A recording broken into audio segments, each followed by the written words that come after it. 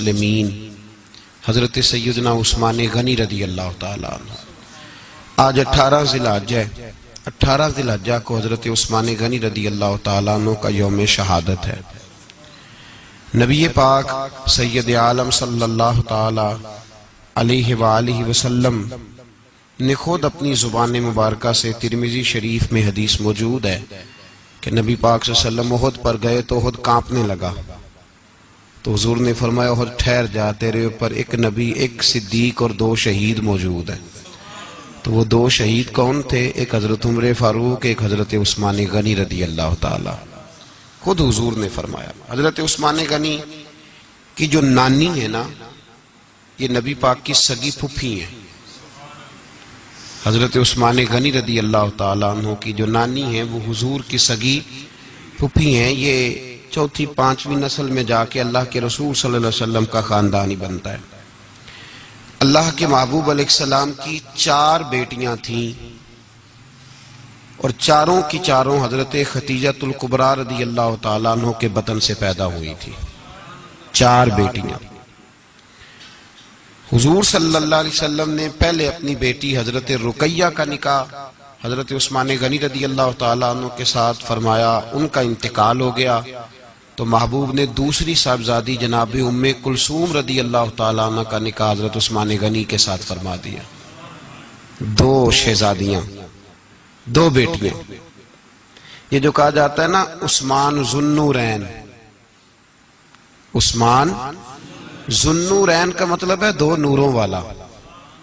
2 کچھ بادشاہ قسم کے لوگ ہیں، بیٹیوں کو نور مانتے ہیں، باپ کو نہیں مانتے. نبی پاک کی دونوں بیٹیوں کو نور مانتے ہیں لیکن ان کے والد نبی پاک صلی اللہ علیہ وسلم کے بارے میں باتیں گول کر جاتے ہیں. 2 بیٹیاں نکاح میں آئیں تو کیا لقب ہوا؟ عثمان.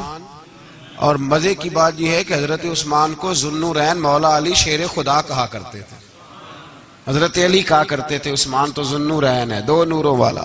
بریلی کے امام فرمانے لگے تیری نسل پاک میں ہے بچہ بچہ نور کا، تو ہے نے نور تیرا سب گھرانہ نور کا. اور کہنے لگے نور کی سرکار سے پایا 2 شالہ نور کا، نور کی سرکار سے پایا 2 شالہ نور کا، ہو مبارک تجھ کو ذو النورین جوڑا نور کا. مبارک دے رہے ہیں دوسری شادی پر، کہتے ہیں ہو مبارک تجھ کو ذو النورین جوڑا نور کا. تو حضرت عثمان غنی رضی اللہ تعالیٰ عنہ 4تھے 5ویں مسلمان ہیں. حضرت ابو بکر صدیق رضی اللہ تعالیٰ عنہ تاجر تھے، تاجروں سے ان کی دوستی تھی. حضرت عثمان غنی بھی تاجر تھے تو جناب سیدنا ابو بکر صدیق نے انہیں تبلیغ کی تو وہ مسلمان ہو گئے. جب کلمہ پڑھا تو چچا نے باندھ دیا گھر کے اندر، کئی دن باندھے رکھا، کہنے لگا دین چھوڑنا پڑے گا. تو آپ نے فرمایا وہ تو جگہ ہی ایسی ہے جو ایک دفعہ گیا ہے دوبارہ چھوڑ سکتا ہی نہیں، ہو ہی نہیں سکتا. حضرت عثمان غنی سابقون الاولون میں سے ہیں، ابتدائی لوگوں میں سے. ان کی زندگی کے بڑے حسین واقعات ہیں، آپ جانتے ہیں. میں 2-3 باتیں صرف ان کی حوالے سے عرض کروں گا. ہر آدمی میں ہر صلاحیت ہوتی ہے لیکن کچھ چیزوں کا غلبہ ہوتا ہے، کچھ چیزوں کا غلبہ ہوتا ہے. حضرت عثمان غنی میں 2-3 چیزوں کا بڑا غلبہ تھا. سخی تھے تو دریا سے بھی زیادہ سخاوت فرماتے تھے. مالاں والے سخی نہیں ہوندے تے سخیاں کل مال نہیں ہوندا. ایتھے اوتھے دومی جہانی سخی کنگال نہیں ہوندا. مالاں والے سخی تے پھر کیڑے ہوندے نے بھوکے ننگے. مالاں والے سخی میاں صاحب نے کہا، کہتے یہ نہ سمجھنا کہ جو امیر آدمی ہے وہ سخی ہے. نا او بھائی جب سخاوت کرتا ہے تو پھر مالدار رہتا ہی نہیں. سخاوت مالدار تو وہ رہے گا جو پیسے جمع کرے گا. تو جس نے جمع کرنے ہی نہیں، جس نے جمع کرنے ہی نہیں اس کے پاس پیسے کیسے کٹھے ہوں گے؟ جس کو سخاوت کرتا دیکھو سمجھ لو کہ یہ مالدار نہیں، یہ سخی ہے. سخی اور مالدار میں فرق ہوتا ہے. لوگ جس کو کھاتا پیتا دیکھتے کنے اور نے پیچھے کنے کو رکھے نے، حالانکہ ایسی بات مالاں والے سخی نہیں ہوندے تے سخیاں کل مال نہیں ہوندا. ایتھے اوتھے دوواں جہان نہیں سخی کنگال. حضرت عثمان غنی رضی اللہ تعالیٰ عنہ بہت بڑے سخی تھے، اتنے بڑے تھے کہ غنی کہہ دیا اللہ کے رسول نے. عثمان غنی تھے، ہر وقت ہی سخاوت، ہر وقت ہی سخاوت. میرے حضرت صاحب کی ایک دفعہ اپنے ایک درویش کو کہنے لگے یار تیرے ہاتھوں میں تو موریاں ہیں، جو چیز آتی ہے وہ گری جاتی ہے، رہتی نہیں۔ حضرت عثمان غنی رضی دیکھیں نا، مشورہ کرنا پڑتا ہے، یار یہ جگہ لینی ہے، کیا پروگرام ہے، لوگ کہتے ہیں رستہ کوئی نہیں، دیکھتے ہیں، غور کرتے ہیں، پھر اس کا ریٹ لگتا ہے، پھر بات ہوتی ہے، پھر بات آگے چلتی ہے، پھر اس کے بعد بندہ کہتا ہے میں اتنے دیتا ہوں، وہ کہتا نہیں میں اتنے لوں گا، پھر وہ کہتا ہے میں لگا کے ریٹ آ گیا ہوں، باتیں ہوتی ہیں۔ اللہ کے رسول صلی اللہ تعالی علیہ وسلم نماز پڑھ کے نکلے، جنت البقیع والی جگہ حضور کو پسند آ گئی۔ فرمایا کچھ صحابہ آتے ہیں یہاں تو انہیں سواریاں کھڑی کرنے کا مسئلہ ہے، آج کل نہیں مسئلہ ہوتا پارکنگ کا، اس زمانے میں اونٹ گھوڑے باندھنے کے لیے حویلی چاہیے تھی، تو حضور علیہ السلام آ کے بیٹھے تو فرمایا جگہ بڑی اچھی ہے، کبھی مل جائے نا تو صحابہ کو سواریاں باندھنے کے لیے اچھی رہے گی۔ عثمان پیچھے بیٹھے تھے، وہیں سے گردن جھکائی اور پیچھے سے نکل گئے۔ حضور نے فرمایا ادھر آؤ، کہاں جا رہے ہو؟ کہا یا رسول اللہ جو جگہ آپ نے کہی ہے میں دیکھنے جا رہا ہوں۔ تو حضرت عثمان غنی دیکھنے گئے، جب واپس پلٹے تو میرے کریم نے فرمایا عثمان دیکھ آئے ہو؟ عرض کی محبوبہ دیکھنی کیا آتی، تجھے پسند آئی تھی، میں خرید آیا ہوں۔ دیکھنا آنا جانا یہ تو وہاں ہوتا ہے جہاں سودے بازی ہو، رنگے چمن پسند نہ پھولوں کی بو پسند، ہم کو ہے وہ پسند جسے آئے تو پسند۔ بات ختم ہو گئی، آپ کو پسند آئی تھی میں نے خرید لی۔ میرے رسول پاک صلی اللہ علیہ وسلم کے ساتھ پتہ نہیں لوگ کہاں بیٹھ کے دین پڑھتے ہیں، اختلاف ثابت کرتے ہیں، جو جگہ مصطفیٰ کو پسند آئی عثمان نے خریدی، اس جگہ پہ سیدہ فاطمہ الزہرا کا مزار بنا ہوا ہے، اس جگہ بی بی پاک کا مزار ہے جو حضرت سیدنا عثمان غنی کی خریدی ہوئی ہے۔ اس کا مطلب ہے یہ جگہ مصطفیٰ کا بھی پسندیدہ ہے، اہل بیت کی بھی پسندیدہ ہے۔ حضرت عثمان غنی کا مزاج ہے، حضور اعلان کر رہے تھے، اس کا مطلب ہے چندے کا اعلان کرنا بھی نبی پاک کی سنت ہے، اس لیے ہم بھی کبھی کبھی یہ سنت ادا کر لیتے ہیں۔ چندے کا حضور نے اعلان کیا، جیش اسرا کے لیے بہت بڑا لشکر جانا تھا، فرمایا اٹھو بھئی حصہ ڈالو۔ حضرت عثمان نے دائیں بائیں دیکھا، کتنے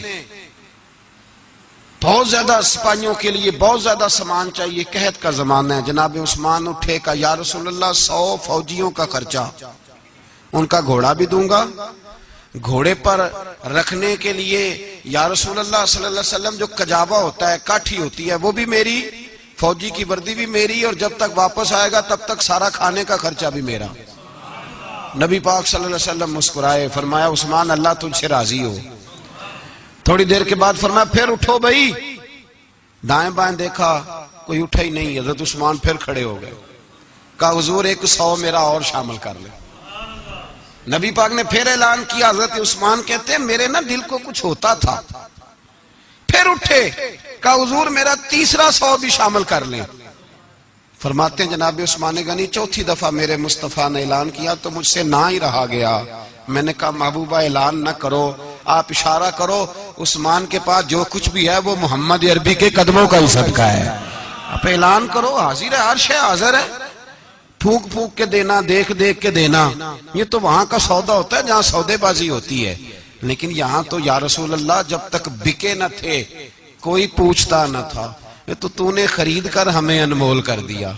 اور مجھے وہ بات بڑی پسند ہے، میں تنہائیوں میں کتاب کھول کے پڑھتا ہوں، تنہائیوں میں پڑھتا ہوں میرے رسول پاک صلی اللہ تعالی علیہ وسلم، اور میں جب مجھے کبھی لطف لینا ہوتا ہے تو میں صاحب طبقات کی یہ روایت کھول کے بیٹھ جاتا ہوں جب اپنا مزہ لینے کو دل کرے۔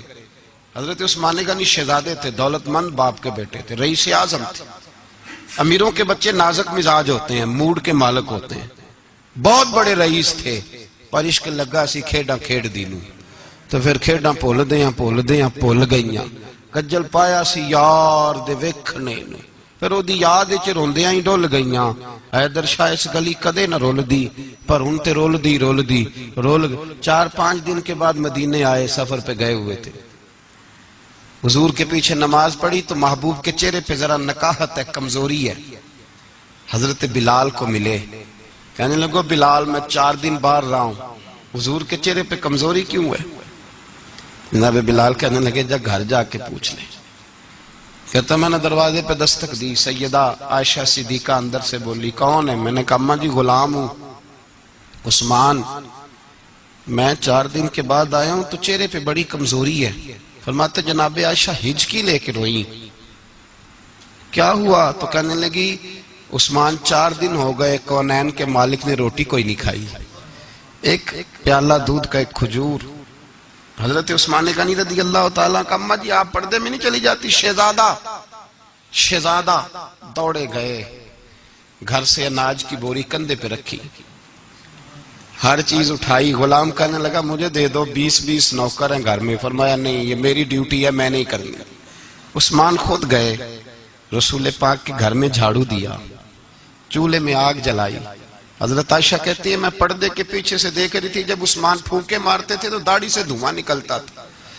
پھر عثمان جس نے پانی کا پیالہ بھی خود نہیں پیا تھا، اس نے سالن پکایا، پھر روٹیاں پکائیں تو ہاتھ جلے.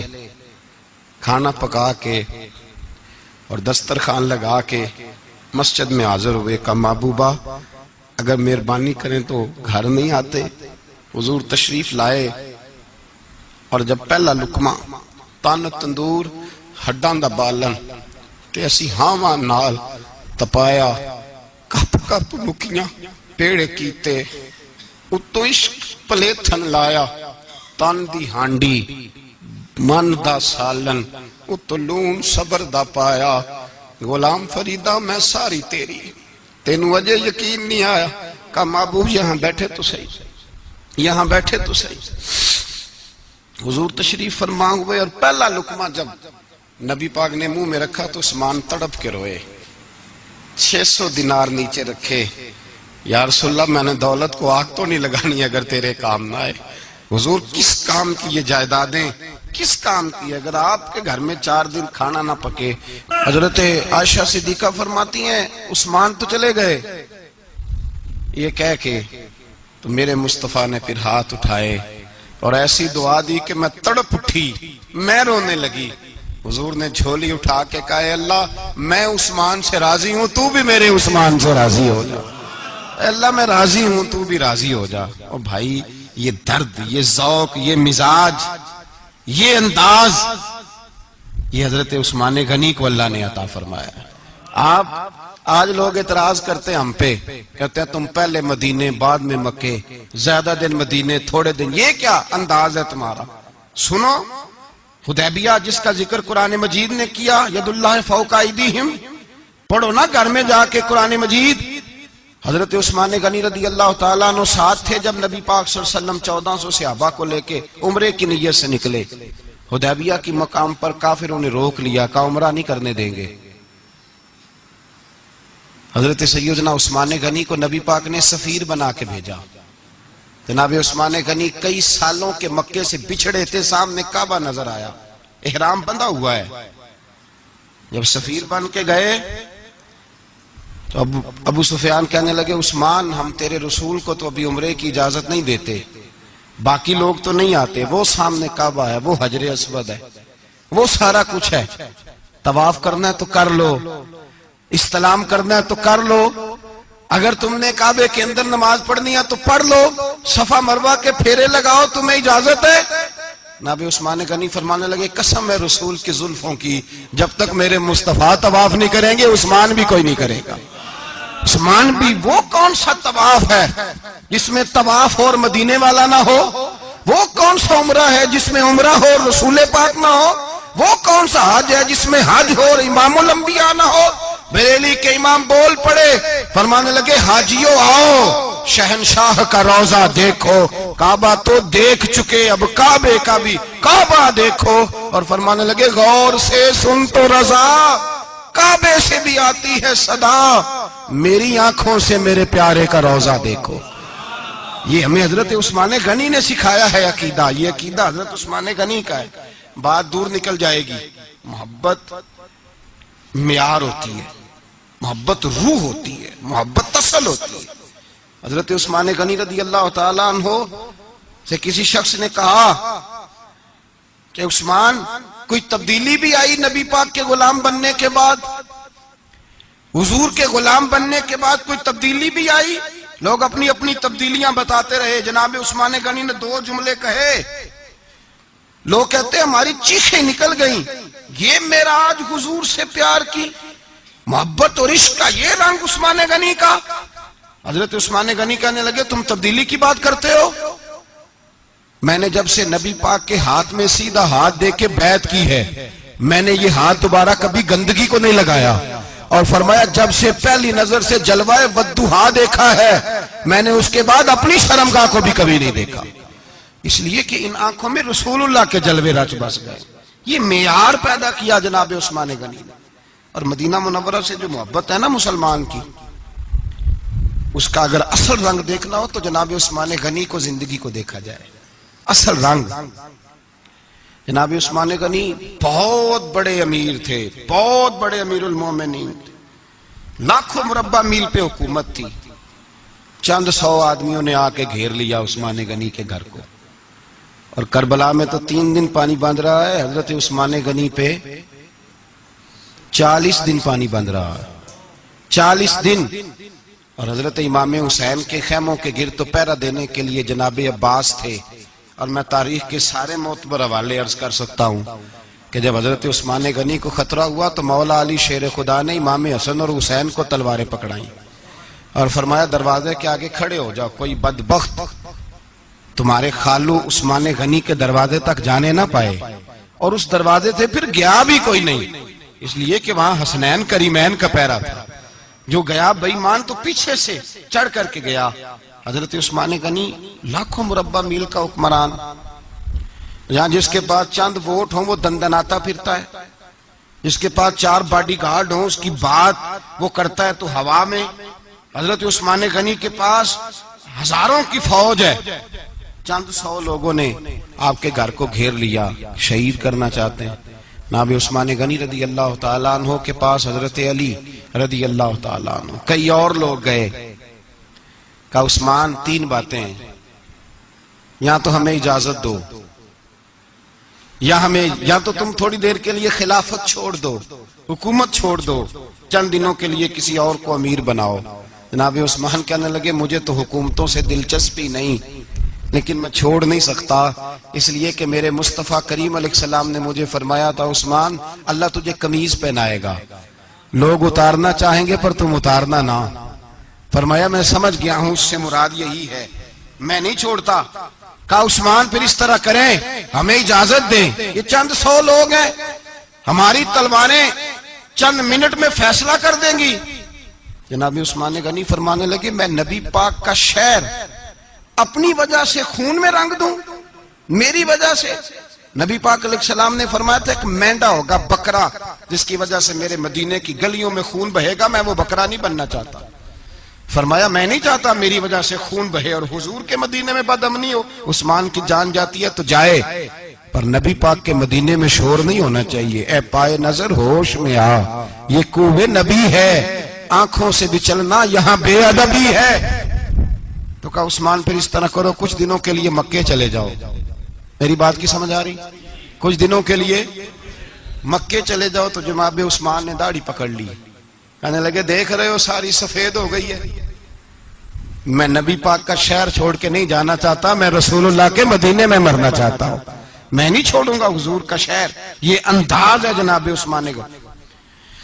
چونکہ جو وقت آپ کو دیا تھا وہ قلیل ہوتا جا رہا ہے اور باتیں ہیں کہ سامنے کھلتی ہی جا رہی ہیں, سامنے آتی ہی جا رہی ہیں. ہر چند مشاہدہ حق کی ہو گفتگو یہ رہتی بھی نہیں, بادہ و ساگر کہے بغیر. اور کیسا دستور زباں بندی ہے تیری محفل میں, بات کرنے کو ترستی ہے زباں میری. پلٹتا ہوں, اس موضوع کو چھوڑتا ہوں. حضرت سیدنا عثمان غنی با حیا بڑے تھے. کیا بڑے تھے؟ کچھ لوگ بے حیا ہوتے ہیں, کسی کو بھی نہیں چھوڑتے, نہ صحابہ کو, نہ اہل بیت کو, نہ کسی اور کو. عثمان با حیا بڑے تھے. کتنے؟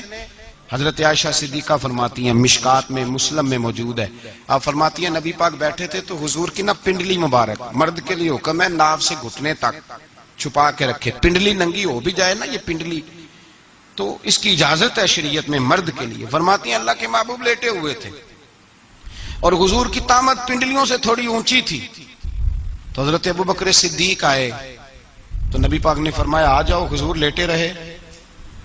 ماتی تھوڑی دیر گزری تو حضرت عمر فاروق آئے. حضور اجازت ہے؟ تو نبی پاک صلی اللہ علیہ وسلم نے فرمایا آ جاؤ. نبی پاک لیٹے رہے. چند لمحے گزرے تو عثمان غنی آ گئے. حضور آ جاؤ. فرمایا 1 منٹ. اللہ کے حبیب اٹھے, تامت مبارک کو سمیٹا, پنڈلیوں کو ڈھانپا. حضور بیٹھے, عثمان آئے, باتیں ہوئی, چلے گئے. حضرت عائشہ کہتی ہے میں پردے کے پیچھے سے دیکھ رہی تھی, میں حاضر خدمت ہوئی, کا محبوبہ سمجھ نہیں آئی. آئے ابو بکر بھی ہیں, میرے والد آئے, عمر بھی ہیں, مقام ان کا بھی بڑا ہے, پر عثمان آئے تو آپ نے کپڑا سیدھا کیا. فرمایا عائشہ میں اس سے حیا نہ کروں جس سے اللہ کے فرشتے بھی حیا کرتے ہیں. حضرت عثمان غنی رضی اللہ تعالیٰ عنہ اپنے گھر کے اندر ہوتے تو کئی کپڑے لپیٹے رہتے, کئی کپڑے جناب. میں ایک نتیجہ آپ کے سامنے رکھنا چاہتا ہوں, میری طرف دیکھیں. کئی کپڑے لپیٹے رہتے, کپڑوں کے اوپر کپڑے, شرم و حیا کے پیکر. جناب عثمان غنی غسل کرتے تو کپڑوں سمیت کرتے. فرماتے نام بھائی مجھے شرم آتی, پیکر شرم و حیا. اس کا نتیجہ کیا نکلا؟ حضرت رقیہ رضی اللہ تعالیٰ عنہ کے ساتھ جناب عثمان غنی کا جب نکاح ہوا تو ابھی پردے کی آیتیں نہیں آئی تھیں. شرم و حیا کے پیکر تھے, ابھی پردے کا حکم نہیں آیا تھا. صحابہ بے دریغ آتے جاتے تھے ایک دوسرے کے گھروں میں. اللہ کے محبوب علیہ السلام نے گوشت پکایا تو فرمایا حضرت اسامہ بن زید کو جاؤ, عثمان کو بھی دے آؤ. جناب اسامہ بن زید فرماتے ہیں میں نے گوشت پکڑا, سالن پکڑا اور ان کے گھر پہنچا. جامع ترمذی میں موجود ہے. فرماتے ہیں میں جب اندر داخل ہوا مصطفیٰ کی شہزادی کو دیکھا اور پھر عثمان غنی کو دیکھا. فرماتے ہیں جنہیں میں نے دیکھا ایسا جوڑا میں نے کبھی نہیں دیکھا تھا. میں بس ہلکا سا مسکرا کے پلٹ آیا, نہ انہوں نے کچھ پوچھا نہ میں نے کچھ بتایا. فرماتے ہیں جب میں مسجد میں داخل ہوا نا, پہلا قدم ہی رکھا تو مصطفیٰ کریم نے فرمایا اسامہ دے آئے ہو سالن؟ میں نے کہا یا رسول اللہ دے آیا ہوں. فرمایا ایسا سونا جوڑا پہلے کبھی دیکھا ہے؟ دیکھا ہے کبھی؟ میں نے کہا نہیں حضور میں نے نہیں دیکھا.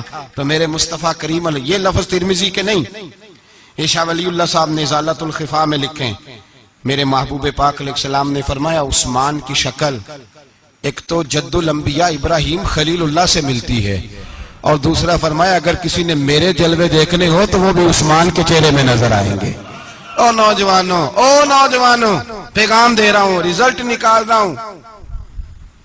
بے حیائی بے شرمی کی گفتگو والے کے چہرے پہ حسن نہیں آتا. تو حیادار بنتا جا, رب تعالیٰ تجھے حسن و جمال عطا فرماتا جائے گا. جتنا حیا تیرے اندر ہوگا اتنا نور تیرے مکھڑے پہ ہوگا.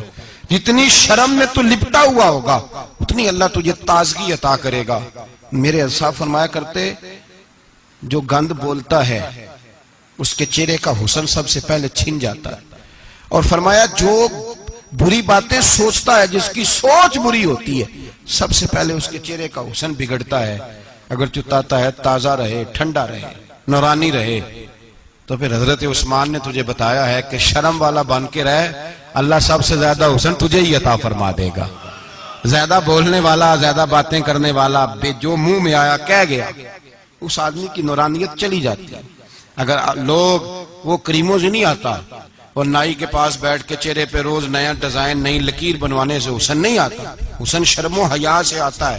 یہ جو ہم عارضی حسن خرید کے لاتے ہیں نا 4 پیسے کا, یہ ماند نہیں پڑتا, یہ تباہ کرتا ہے اور یہ تباہ ہو جاتا ہے.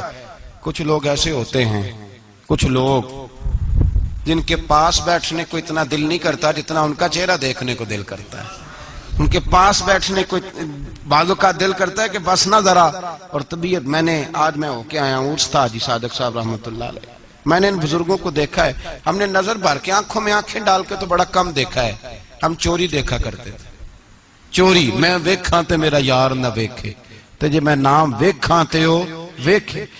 ہم لوگ چوری دیکھا کرتے تھے. میں نے اپنے حضرت صاحب کو بھی شاید ہی کبھی آنکھوں میں آنکھیں ڈال کے دیکھا ہو, تبھی دیکھا ہے جب وہ کسی اور کو دیکھ رہے ہوتے تھے. بھائی ان لوگوں کے اندر کا حسن شرم و حیا معصومیت بن کے ان کے چہروں پہ نکھر آتا تھا. حضرت عثمان غنی کی شرم و حیا نورانیت بن کے ان کے چہرے پہ آ گئی تھی. جناب عثمان غنی پیکرے شرم و حیا تھے. ایک بات کر دوں اور ختم کروں. حضرت عثمان فرمایا کرتے تھے مجھے 3 باتیں بڑی پسند ہیں. کتنی؟ سارے بولے ہو کتنی جی؟ کون کون سی؟ فرمایا کرتے تھے بھوکے کو روٹی کھلانا, ننگے کو کپڑا پہنانا. اور تیسرا میرا دل کرتا ہے مجھے اور کوئی کام نہ ہو، قرآن پاک میرے سامنے رہے اور میں سارا دن تلاوت ہی کرتا رہوں۔ تین باتیں پسند تھیں، بھوکے کو کھانا کھلانا، ننگے کو کپڑا پہنانا، اور یعنی روٹیاں بانٹتے رہتے تھے، سوٹ بانٹتے رہتے تھے، یہ مزاج تھا۔